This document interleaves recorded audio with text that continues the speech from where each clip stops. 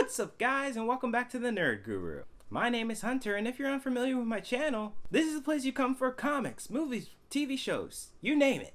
And today we're going to be talking about my favorite but often forgotten about comic book company, Milestone. Milestone Comics was created to be a voice to the voiceless in 1993. Milestone's famous launch tagline is, "If you're not there, you just won't get it." Milestone was a famous black comic book company started by Michael Davis, Derek T. Dingle, Dennis Cowan, and Christopher Priest, otherwise known as Criss Cross. See, Derek T. Dingle and Dennis Cowan were childhood best friends that would go on to do separate things in life. Dingle originally worked in magazines like Black Enterprise and Money Management, while Cowan, on the other hand, established himself as one of the top artists at DC and Marvel, penning comics such as The Question and Deathlock.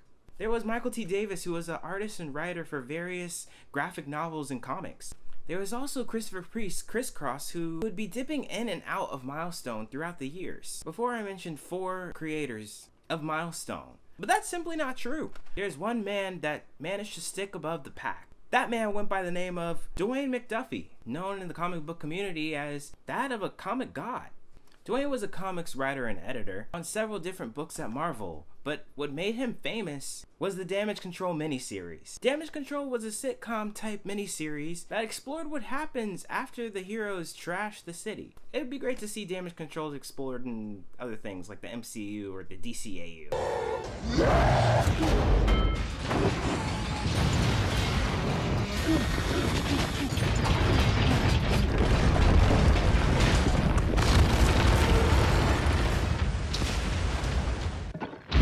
These guys destroy cities! I could gush all day about Dwayne McDuffie and his numerous accomplishments, but we'll talk more about him a little bit later. The 4 writers and editors came together to form Milestone, a company that would explore more in depth the black superhero experience in comics in a way that had never been done before. In developing the different comic books, the creative team thought up 3 different superhero archetypes that they were trying to relate to. The 3 most successful archetypes that they have seen work. It was the dark, brooding characters such as Batman, the emblematic godlike alien that would be Superman, and the teenager kind of stumbling through their powers, akin to Spider-Man. These archetypes would later be executed to a T in Hardware, the dark brooding character, Icon, the alien godlike figure, and Static, the young buck. There's also a team called the Blood Syndicate, which I use the term team very lightly. Blood Syndicate was a gang made up of 2 rival gangs. The prime premise of the Milestone comics was to explore the black experience more in depth. Milestone was one of the first companies to actually deep dive and do a very broad black experience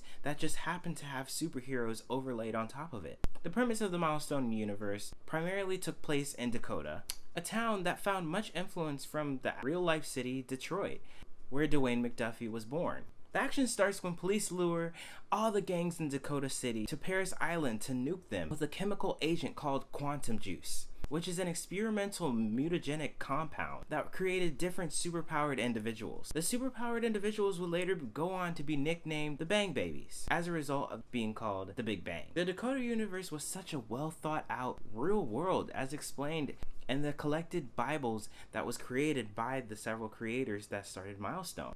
The collected Bibles were the backbone of Milestone that contained extensive details on each original character. After creating this document that detailed every corner of the Milestone universe, it was time to launch the comic. Hardware, the dark brooding character, was the first comic to hit the shelves. Hardware was about a child prodigy, Curtis Metcalf, whose genius was being exploited by a corrupt businessman, Edwin Alva, leading him to create an alter ego that he used to fight a criminal empire. Hardware's armored suit was a mashup of human technology and alien technology that Curtis secured from Icon. More on him later. Hardware's helmet contains visual and communication devices that give him access to wavelengths spanning from ultraviolet to infrared. He also has several blasters, guns, secret compartments, everything you could think of within his suit. Hardware often draws comparisons to Iron Man and War Machine, but there were several aspects of the Hardware character's power suit that were first done by Milestone, such as he summoned his suit through nanotechnology to come right to him in battle, and also used a machine and voice modulator to disguise his voice to hide his secret identity that would have later gone on to be redone in Marvel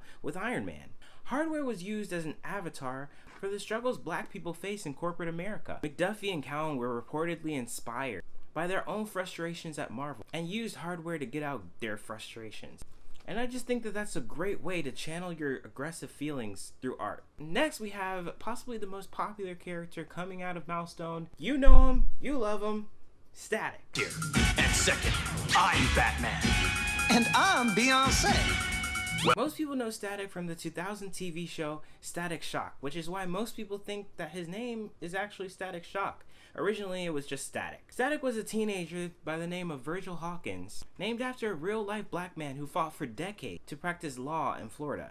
Virgil was a science geek and loved comics, and often was the bullied nerd in high school. No, I can't relate to that at all. Static was named after a James Brown song, Static, with the famous refrain, "Don't start none, won't be none." Don't start none, won't be none. Static got his electromagnetic powers from the Big Bang. Virgil just happened to be on Paris Island because he was getting beaten up by a gang of thugs, and that's when the Big Bang happened. One thing I always loved about the character Virgil Hawkins is that he never changes once he gets his powers. It just goes to show you that powers just don't solve everything, and I love that valuable life lesson that they told through this story. More on Static later. Now let's get to my favorite from Milestone Comics, Icon. Icon was built to be the quote-unquote black Superman, but for obvious reasons I just think Icon's story is so much better. Icon is an alien that crash landed in 1939 America and assumed the form of a black slave in the South after being found by a black woman. Icon comes from the planet the Cooperative, and his people don't really age. People's aging process is super slow. Icon's original alien name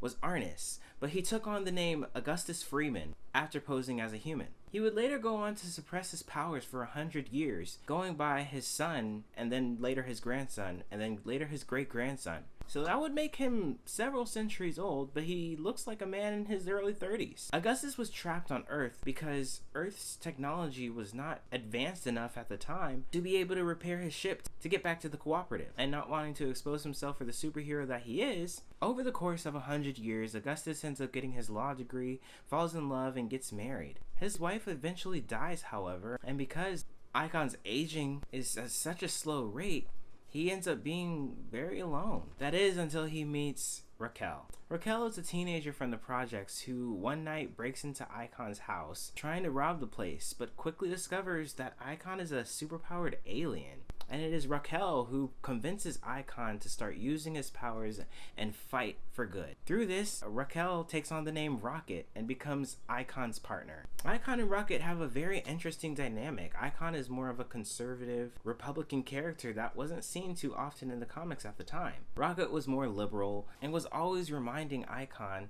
about the struggles that they face as black individuals in America. I just love that dynamic because Icon is an alien. He's disconnected from the experience, though lived 400 years in America as a black man. It's a very interesting and thought-provoking depiction of a character that is essentially an outsider. Now, though Icon draws many similarities to Superman, he's different in so many ways. Actually, Icon's character was supposed to be a mix between Superman and Martian Manhunter. Icon's power set includes advanced stamina. He can manipulate gravitons for supersonic speed. And in addition to being invulnerable and super fast and strong, Icon can also manipulate positrons to create force blasts. He's so awesome, man. I mean, look at this picture right here. Look at it. He's so cool. I love this man.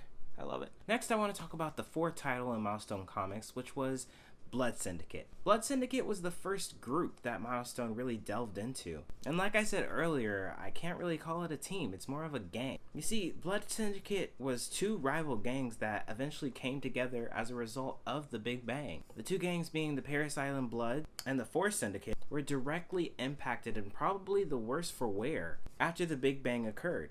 Everyone, of course, was given unique powers, and there's a lot of members in the group, so I don't unfortunately have time to go through all of them, but we'll go through a select few just to get a feel for it. There was characters such as Aqua Maria, who was actually living water. Brick House, she was a brick house. Very clever. She was made out of brick and she was super strong, much like the Thing from the Fantastic Four. There was Masquerade, who was a shapeshifter, and it was later revealed that Masquerade was in fact born a woman, making Masquerade one of the first trans characters in comic book history. The gang even had a character called Dog, who had human intelligence. Dog was a dog. It's actually Tech-9's dog, and Tech-9 was the leader of the group. Tech 9 had military background and could materialize guns out of thin air. It also helped that he was an expert marksman.